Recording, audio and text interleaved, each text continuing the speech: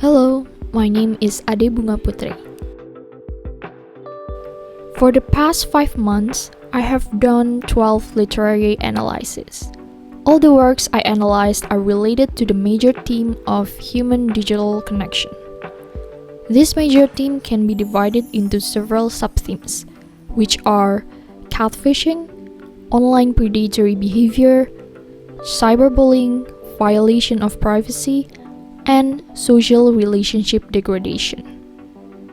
I have analyzed literary works from several different genres, which are slice of life, children's story, romance, horror, and dystopian.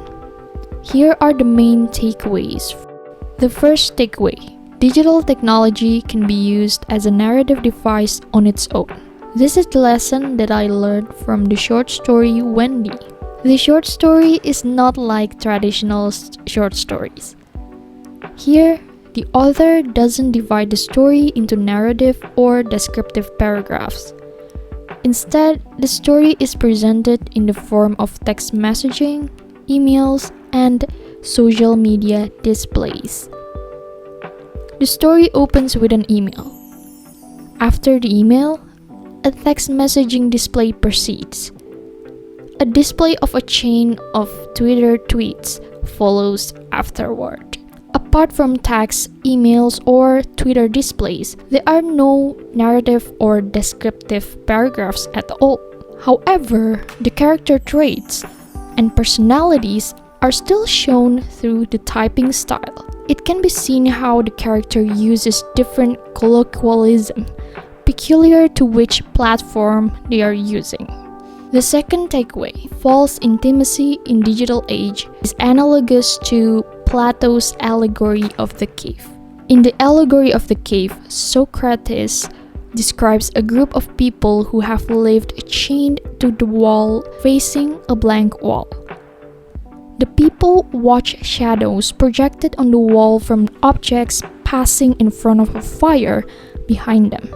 The shadows are the prisoner's reality, but they are not the accurate representations of the real world. The shadows represent the fragments of reality that are normally perceived through our senses, while the objects under the sun represents the true form of the object that we can only perceive through reason.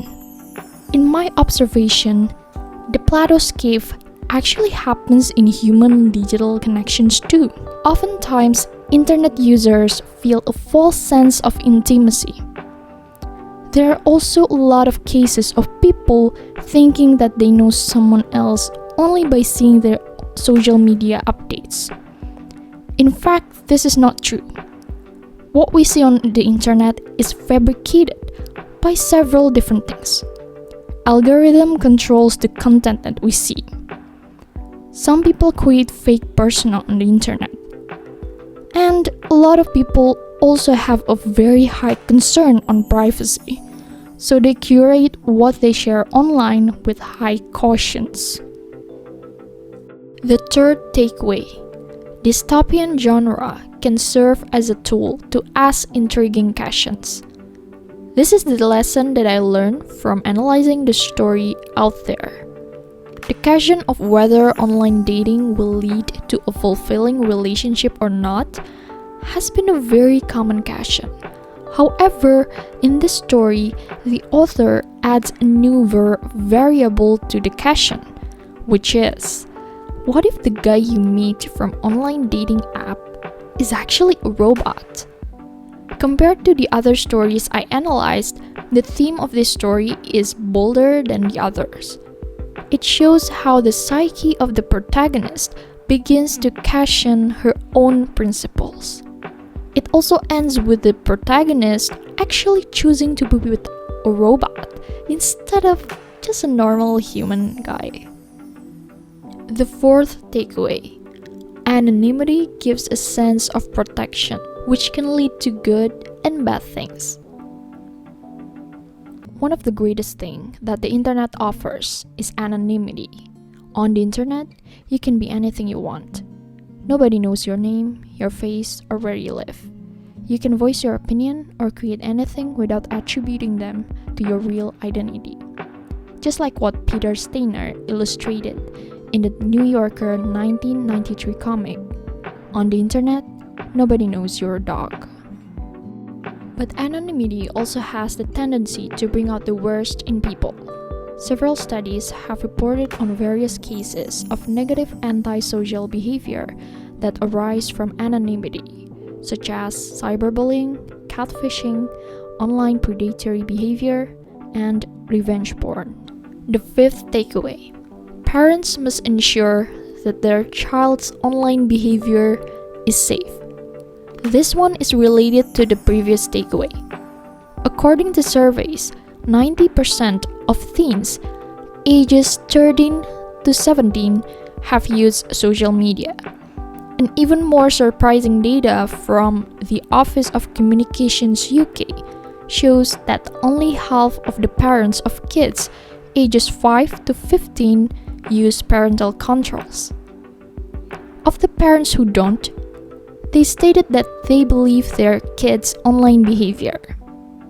This is a concerning issue since there are lots of cases of catfishing and online predatory behavior that specifically target children.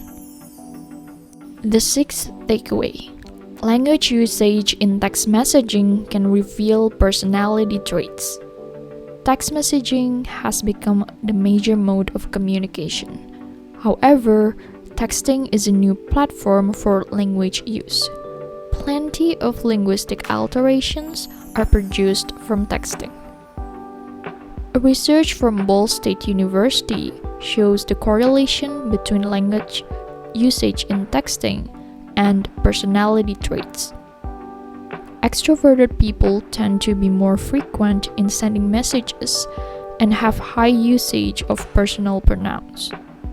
People with neuroticism have high correlation with linguistic alterations, such as slangs, acronyms, letter omission, emoticons, and abbreviation. The short story Wendy utilizes this.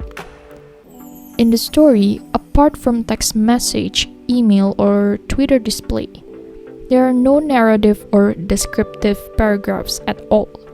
However, the character's trait and personalities are still shown through the typing style. It can be seen from how the character uses different colloquialism, peculiar to which platform they are using. One character, Nathan, always crafts his words and uses fewer linguistic alterations when texting. Because of that, Nathan comes across as more organized, even-tempered, and calm.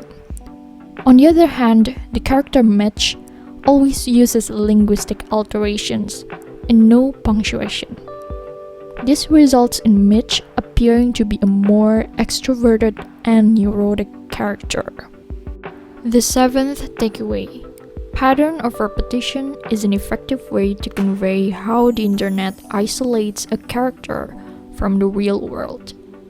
In the short story 1000 Like, I found that the author creates repetitions. Each 3 paragraphs create a small building block. I call this building block a sequence. Each sequence contains 2 elements with contents that change or move forward as the story progresses.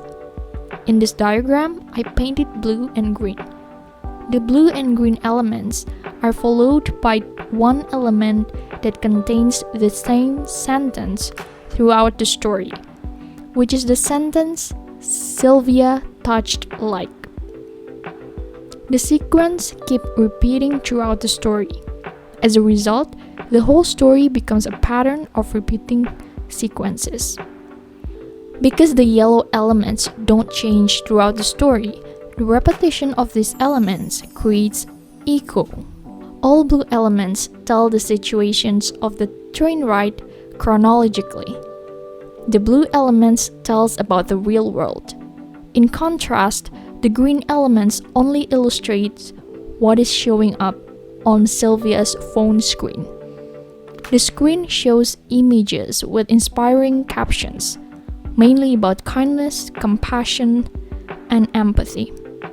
The green element is about the digital world. By putting the blue and green elements side by side, the readers can see the contrast between the real world that is surrounding Sylvia and the digital world on the palm of her hands. In the real world, there's sitting an old woman, struggling to carry her belongings and wanting to chat with her. Sylvia has liked thousands of posts about compassion and empathy, but that doesn't make her more compassionate towards others.